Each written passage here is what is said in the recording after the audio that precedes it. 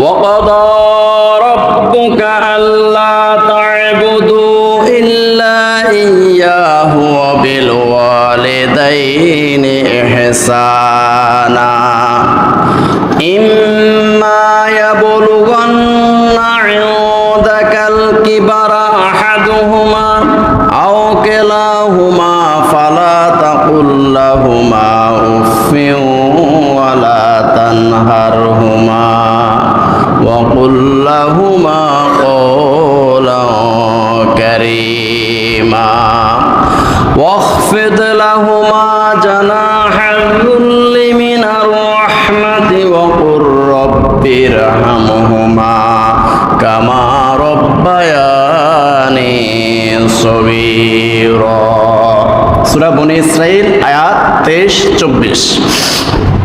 আল্লাহ সুবহানাহু ওয়া তাআলা বলেন, ওয়াকদা রব্বুকা, তোমার রব, তোমার মালিক আল্লাহ সুবহানাহু ওয়া তাআলা ফয়সালা করে দিয়েছেন, নির্দেশ দিয়ে দিয়েছেন, একদম সম্পূর্ণ ফয়সালা করে দিয়েছেন। একমাত্র শুধুমাত্র কেবলমাত্র ইবাদত করবে একজনের, তিনি কে? আল্লাহ। আল্লাহ ছাড়া আর কারো ইবাদত করা যাবে না। ওয়াকদা রব্বুকা আল্লা তা'বুদু ইল্লা ইয়াহু, আল্লাহ ছাড়া আর কারো কাছে মাথা নত করা যাবে না। আল্লাহ ছাড়া কোনো ব্যক্তি বা বস্তুর কাছে মাথা নত করে সিজদা করা যাবে না। শুধুমাত্র ইবাদত করতে হবে একজনের, তিনি কে? আল্লাহ। আল্লাহ ছাড়া কারো ইবাদত করা যাবে না।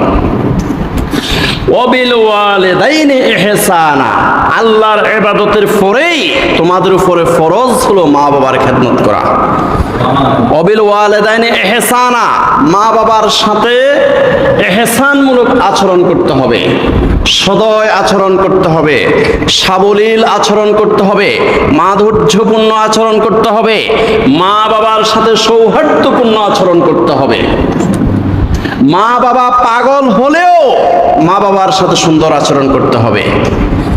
মা বাবা কোনো অন্যায় করলেও ওই অন্যায়ের কারণে আল্লাহ পাক রব্বুল আলামিন ওনাদেরকে হাসরের ময়দানে শাস্তি দিবেন। তবে তুমি মা বাবার সাথে অন্যায় আচরণ করতে পারবে না। মা বাবা অন্যায় করলেও ওনাদের সাথে কোনো সন্তান খারাপ আচরণ করতে পারবে না। ওয়াবিল ওয়ালিদাইনি ইহসানা, আল্লাহর ইবাদতের পরেই সন্তানের উপর ফরজ হলো মা বাবার কথা মতো চলা, মা বাবার হুকুম মতো চলা, মা বাবার সাথে ভালো আচরণ করা। ইম্মা ইয়াবলুগান্না ইনদাকাল কিবারা আহাদুহুমা আও কিলাহুমা